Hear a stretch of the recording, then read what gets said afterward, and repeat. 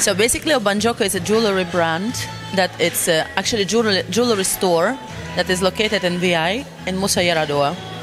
Obanjoko, I came out with the name for my own purpose because I liked it, but I spell it wrong. So basically, it's Yoruba, king seated, but the way I spell it a little bit with a trick. So it's Obanjoko, king seated, but it's a little bit Italian way of spelling. Yeah. Let's say I made a mistake and I left it like that. But it was a meaning behind, so king seated. King represents wealthness, luxury. The king and queen, they have the most beautiful jewelry. And you're coming to the store, I'll treat you like a king, like a queen. So that was the name behind.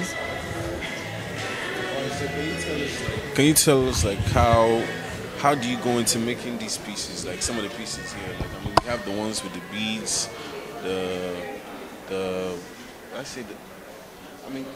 kind of like what I don't know what they're called. I know they're jewelries, but I'm sure they have specific names for them. Of course. Yeah, so can you just kind of like go through them? I do diamond jewelry. I do 18 karat gold with diamonds and precious stones and semi-precious stones. I have sapphire, I have emerald, I have rubies, I have multicolored sapphires. I have a lot of different stones. I work with stones.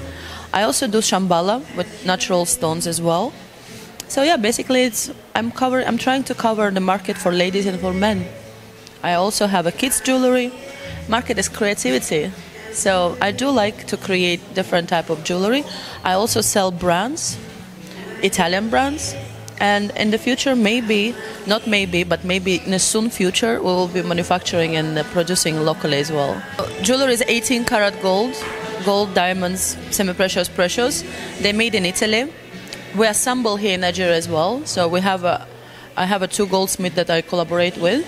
And in the future, Obanjoko, it will be the Nigerian brand, made in Nigeria.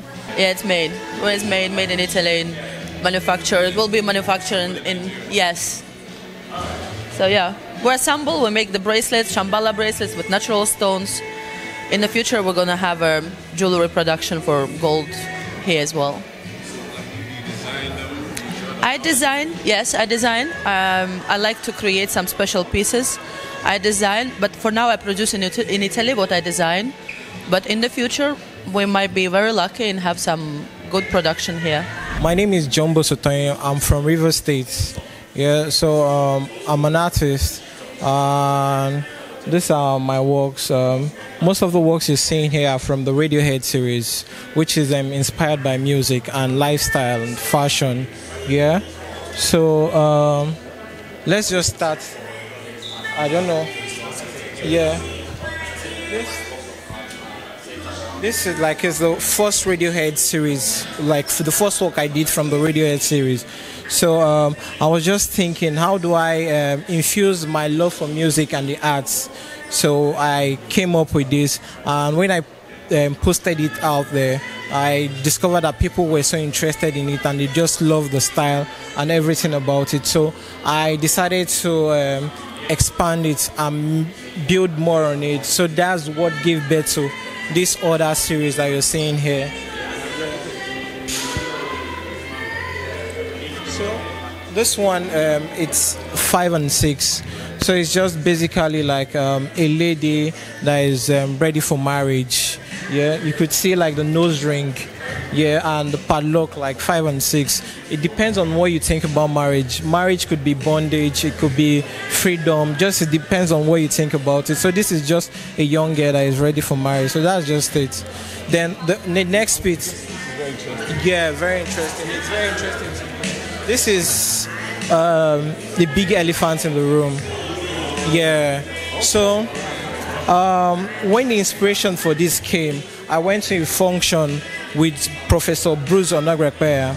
So seeing like different personalities in a room, me and him, and I just noticed that we're all great in our own way, but it's just time, and there are some people that are also like greater. So we can be in this room, but if someone that has more star quality comes in, it takes over the shine and everything. So this is just like the big elephant in the room. You can see this one with his award. He's still giving this one thumbs up.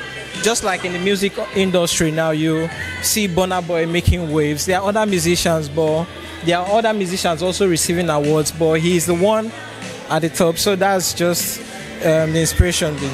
Yeah, big elephant in the room. Yes, exactly. I'm glad you picked up on that.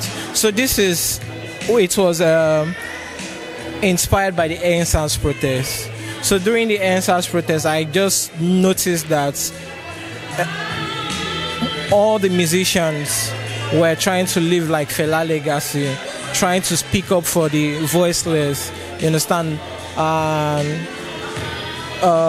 That's it, and the musicians are like our voice.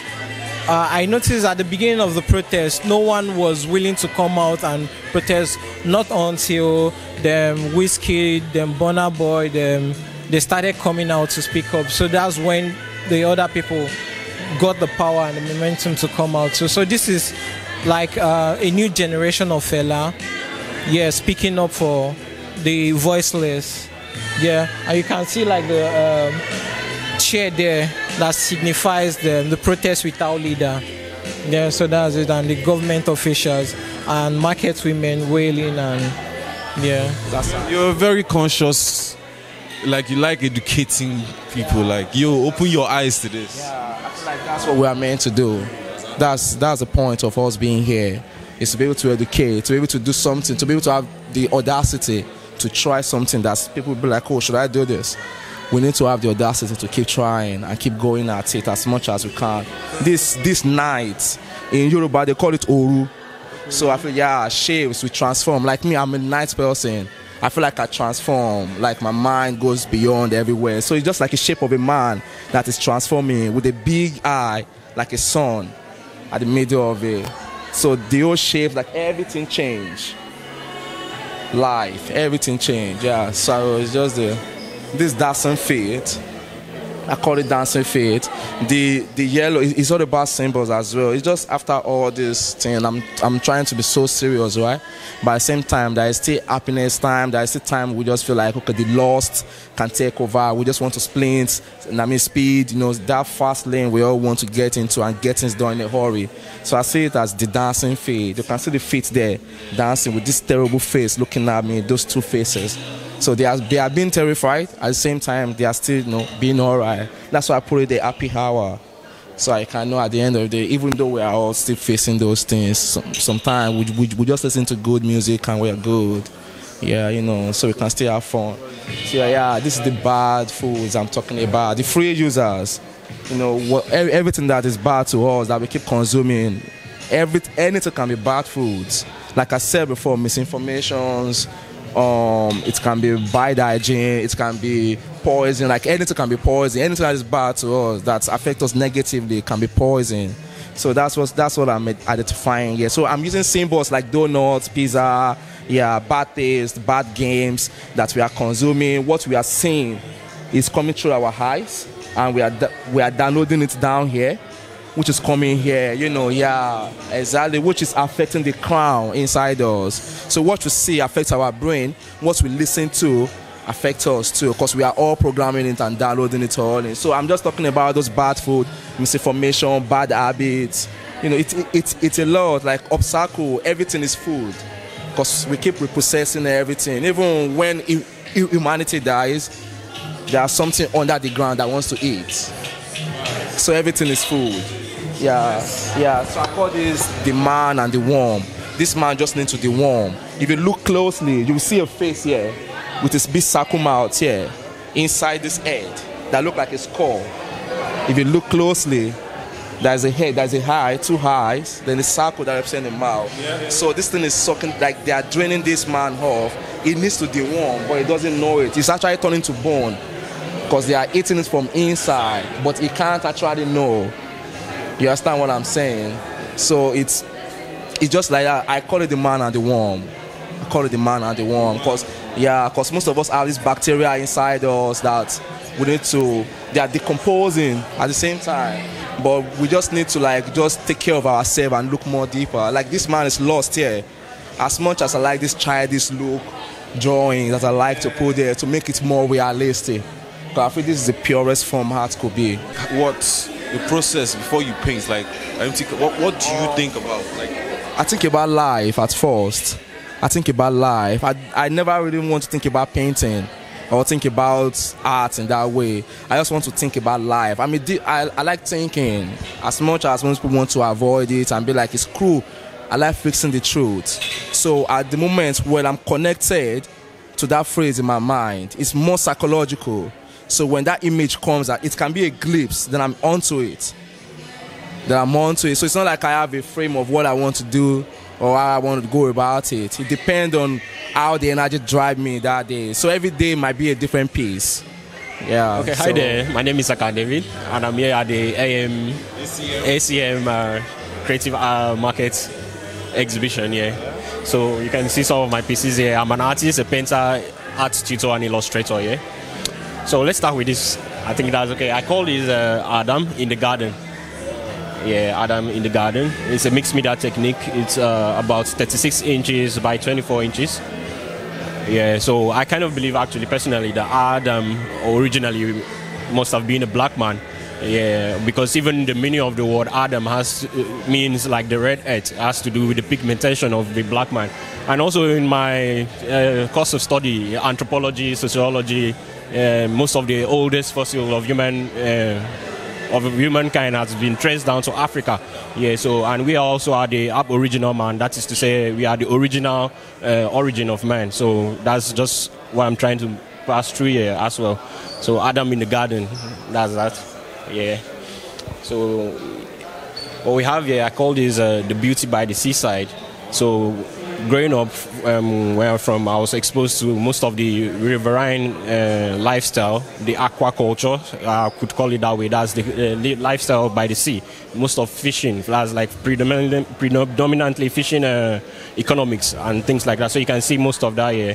You see fishermen going out for their daily activities, some fishes here and some seashells here. So it's still a mixed media approach I used here to execute the piece as well.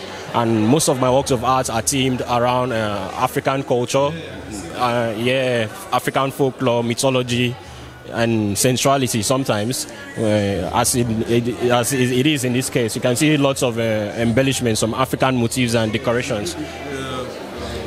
Some stones, These stones are also, as I said, to embellish and also glorify the African culture. So as to say, we have diamonds in Africa, yes, diamonds from Sierra Leone, and also so it's also my own way of trying to glorify our African how do I say, our own African tales, our own African identity, to glorify it and make it beautiful. The blings are from Africa. The blings we wear, most of the diamonds from South Africa and from Sierra Leone as well. So it's our thing, it's our culture and all of that. And this should I say, I'm a bit attached to this piece in this very show. Yes, yeah. So actually, I call this the search for the goddess and answer. The search for the goddess and answer also could be called a search for an answer for an answer. Yeah, so it's both like a wordplay, as I said. It's an allegory of mine, yeah, Anansa. So Anansa actually is a deity that is indigenous to our tribe, the Crushivarians, the Effiks, and the Aquabomites. She's the goddess of fertility and well-being.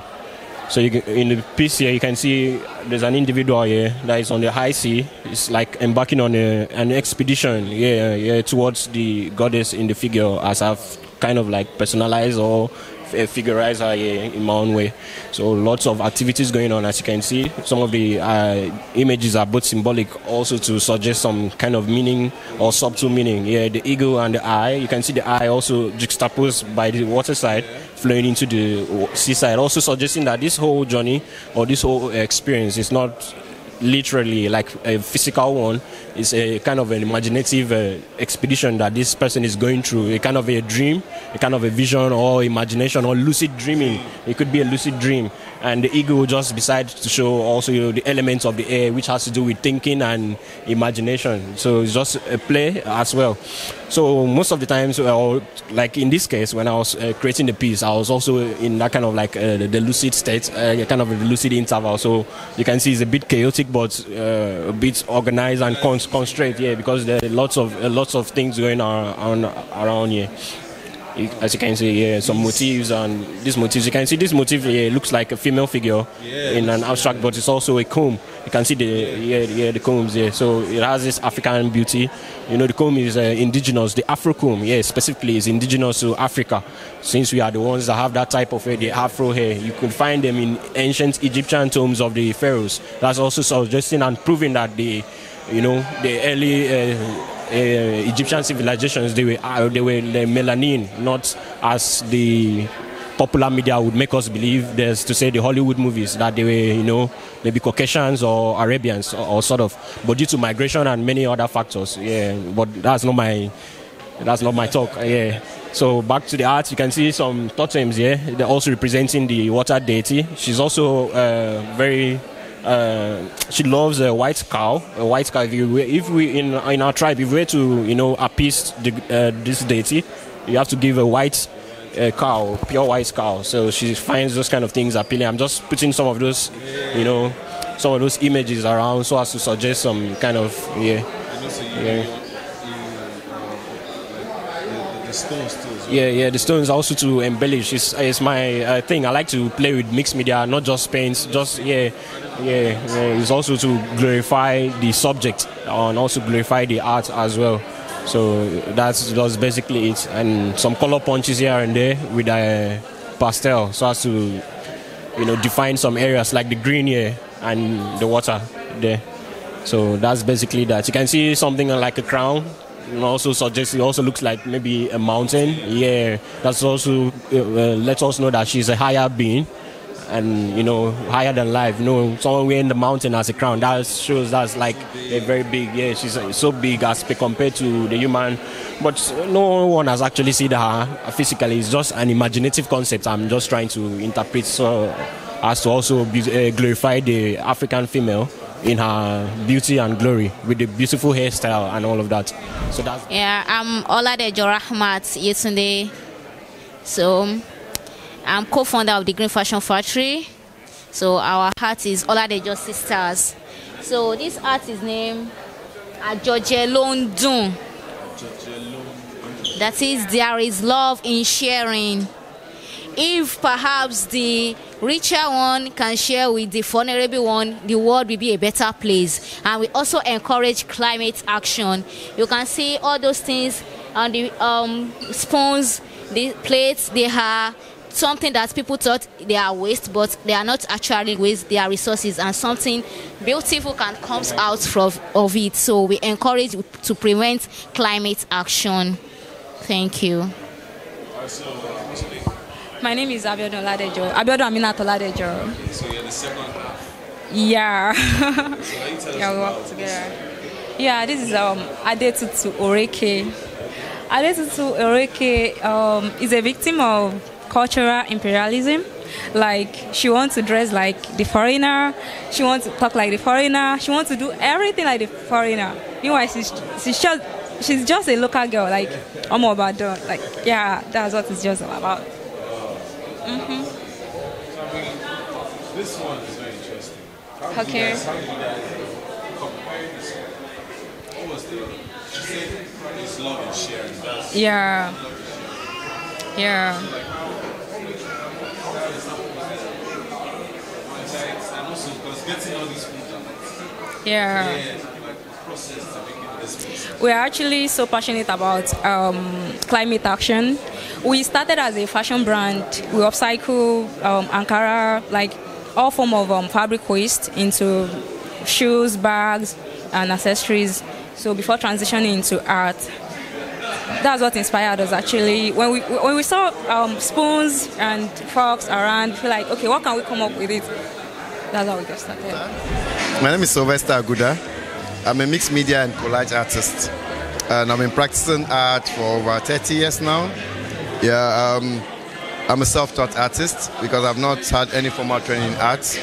Most of my inspirations are divine. So, not trying to sound religious, but I tell people, instead of using the phrase, I'm a self-taught artist, I tell people I'm a God-taught artist.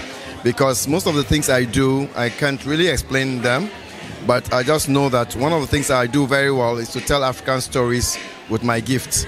You know, I call it a gift because I know people who have gone into this industry, who have studied art and, you know, do the things they do. But I'm so privileged to do what I do today.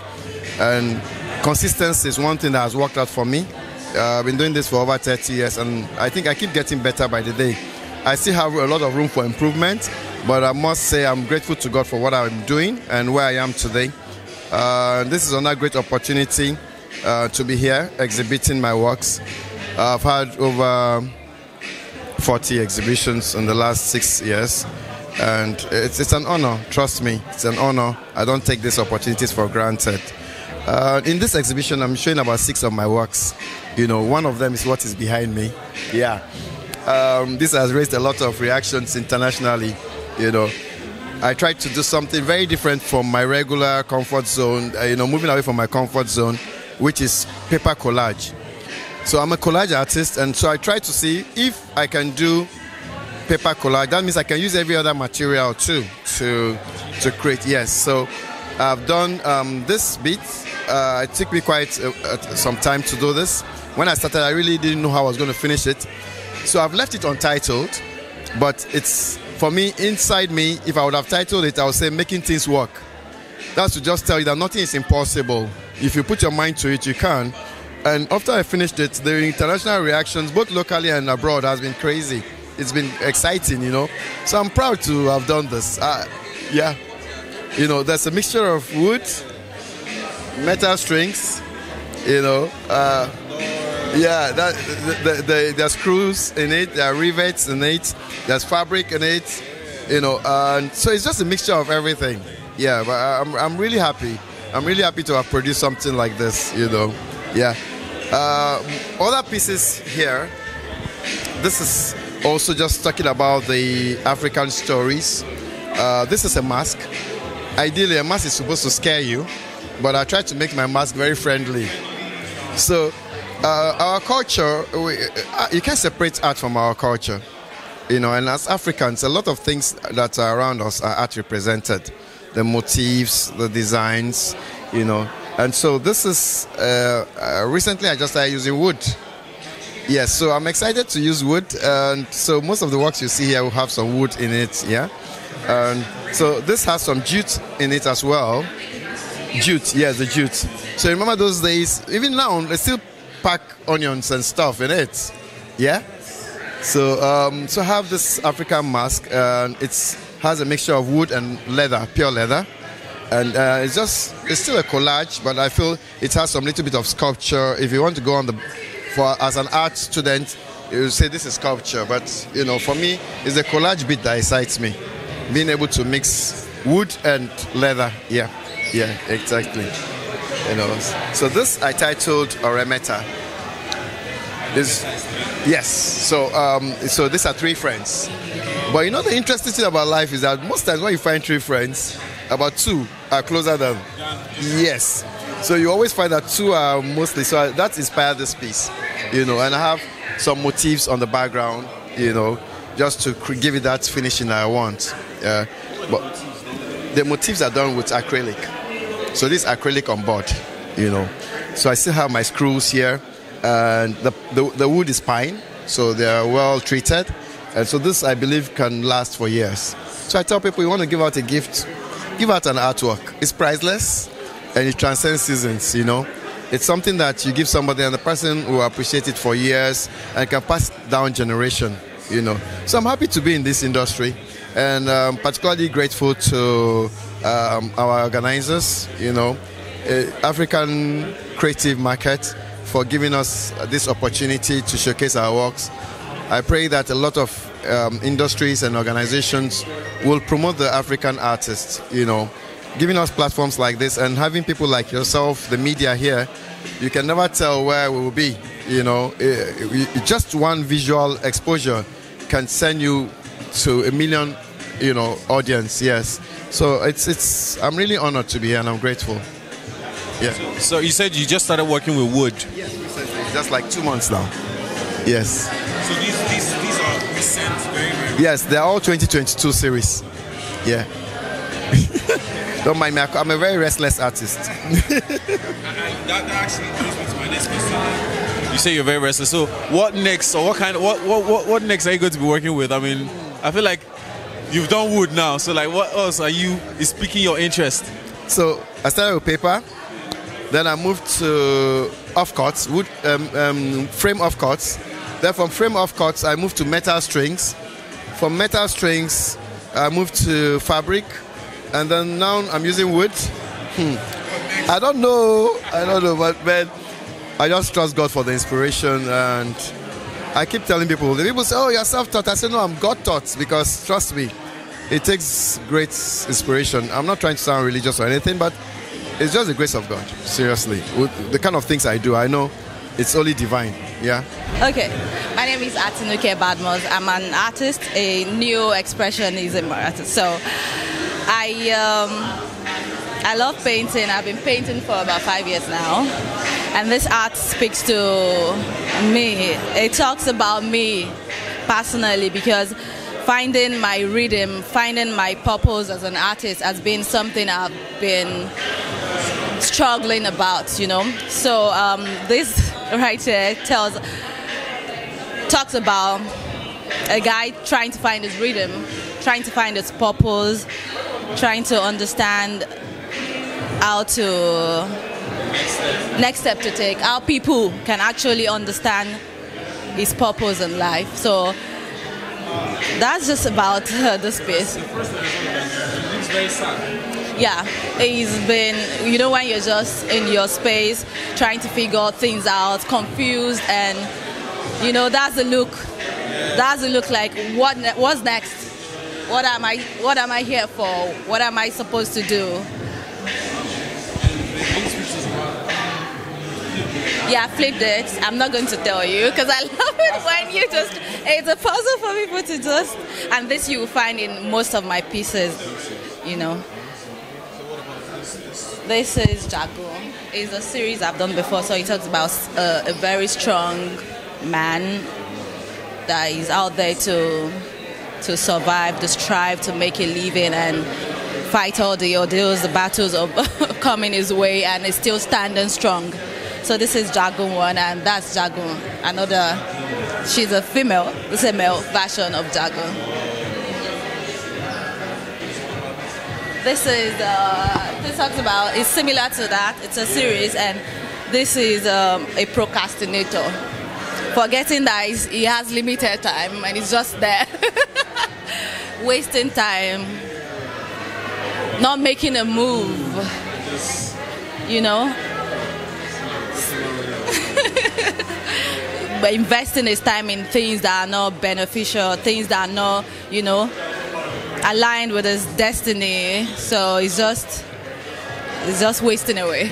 How personal is it? Is this something externally inspired or internally inspired?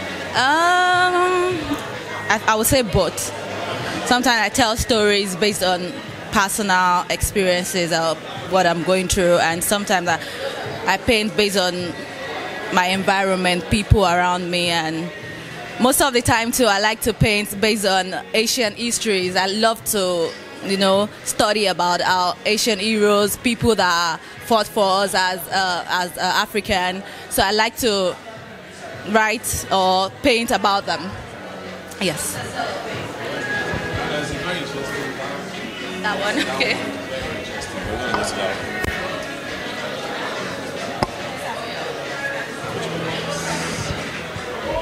Okay. This took me about 3 weeks, 2 weeks plus. About 2 weeks plus. This is unveiling yourself. I call this mask off. This is, you know, there's a face we put out there for people to appreciate us. We just hide under that veil for a certain, maybe personal reason or the society. But then we got to that level that you really need people to see you for you. You want them to love you just the way you are, to appreciate your work for you. So this talks about people in general, celebrities, artists, individuals, taking that mask off and unveiling their vulnerability. Like, this is me, you take me as I am. Appreciate me. So this is the mask, taking this out. And this is your scars, everything you are, just as you are. So every inscription, everything written on it talks about this person and what he's trying to run away from and how he wants people, you want to be seen.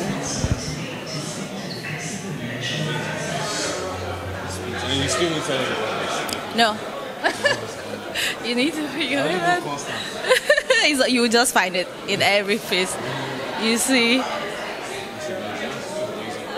Thank you. I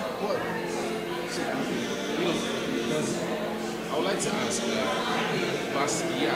he's a major inspiration. Yeah, you know the funniest thing is before, okay, when I started painting, people started talking to me, oh, your pieces, they look like Basquiat. I didn't even know who Basquiat was then. Then I started Googling, checking, reading about him. I'm like, oh, wow. So I became someone I go to, like, I just go through his pieces. I get inspiration from him. He's a very great artist. Like, he's so good. So I didn't even know. But people will come to my comment section, my DM, oh, you should do this, check Basquiat. You look like female Basquiat, you are painting like a female. I'm like, okay, let me check who this Basquiat is. And I started getting more inspiration from him. Oakland Babadej is my name, and the brand is Atlas, the Atlas brand. It's a brand that's been in process for like 25 years. Yes, and we work with various mediums that you'll find around the environment to create impressions based on experiences, personal experiences, other people's experiences, what we see in the environment as a whole. Before we started talking, I was like, it's very interesting. I was like, most artists, like, they go for the big, but yours is very, it's like you're trying to do a lot with less. Yeah. Then comes to the city. The city is full of the chaos, unlike the countryside. And a lot of noise. Then over time, she gets embedded into the city life herself with lipsticks, chain like the village girl. Then we go on to the next art. Then she remembers how she left the countryside like a festival period. You have the Agogun festival. They go fishing. You can see nets, then calabashes. If you look in deep, you see calabash. You see calabash. Yeah. Then you can see people's head. If you look in deep, so then at this point, she's integrated to the city properly, and she can now celebrate. Oh, so this is story. Yeah. Did you start off with that in mind, or you just? I didn't start off with that from the beginning, but as I kept on, I can actually tell the story. Hi, my name is Yeti Ogunabi. I'm CEO of the YD company. I'm also a partner for ACM. Today we are more like the closing ceremony for the 7 days of activities we've had at the Africa Creative Market through this week. Lagos Continental has graciously hosted us alongside 543, a premium lifestyle event company. So today is more about showcasing some selected Nigerian artists. How can we have a creative market and not have something related to art? So that's what we're doing here today. It's been an hectic couple of months, putting this together. I mean, it's not a year's process. So I would give kudos to the organizers. I know I'm part of the organizers. I'm not really saying but in terms of the team effort to making this come to life, it's a lot of work. As you know, in Nigeria, running anything can be tedious. But I think we somewhat achieved, what our aim is, to have conversations not just about capacity building for the creative industry, but also talking about the sustainability of it. Most times we have conversation, how to do this, how to do that, but when you do know that, then how do you maintain, your business? I mean, be it business of fashion, in film, photography. So for us, this doesn't stop here. It's a beginning of greater things. As you know, yesterday we had the music, which was hosted by Paramount Africa, MTV, and they gave a grant of 2 million naira to the artists that came first in the pitch competition. Same as the film industry had its own fashion, which I champion mainly. Also, we had a pitch competition where we gave a grant and some other things to them. So as well as that, I know we are doing a lot of mentorship and training in the next couple of months. We would be announcing the things we're doing in the coming months, running up to next year's zone as well. What we wanted to achieve is at least start something. Because, like I said, most platform focuses on just one industry when they're doing things like this. We are having conversations about the whole ecosystem of the creative industry, but we're starting mainly with key ones, which are the film, the fashion, music, dance. Then we had smaller ones like photography. We then became a much bigger role. Then we have arts. Then we have marketing. Because when we're having conversation about creative industries, what do they need? They need resources. They need funding. Then how do they market themselves as well? How do they brand themselves as well? How do you differentiate yourself from the other persons there? So we had all these conversations, but we're not just having the conversations. We're now working towards, empowering and also seeing how we can export our creatives outside the country, right? We have global ones like the music industry is doing, it's getting very much having its own global recognition from people like Burna Boy, Whiskey, Davido, Tiwa Savage, Yemi Alade. Now, yes, we have a couple of people in the fashion industry, but we have a lot more talent. we can't keep, recycling the same thing when we have. Do you understand? Exactly. So it's for us to create that platform to discover talent. Not only just discover them, empower them, and also see how we can create a collaborative effort where we can export and also create a sort of a sustainability thing for them to run their business. Yeah. That's amazing. That's amazing. I mean, ACM is provided like an ecosystem, a community. I just met an artist, I met a musical artist, a dancer, all these things. So it's an amazing ecosystem that you guys are building.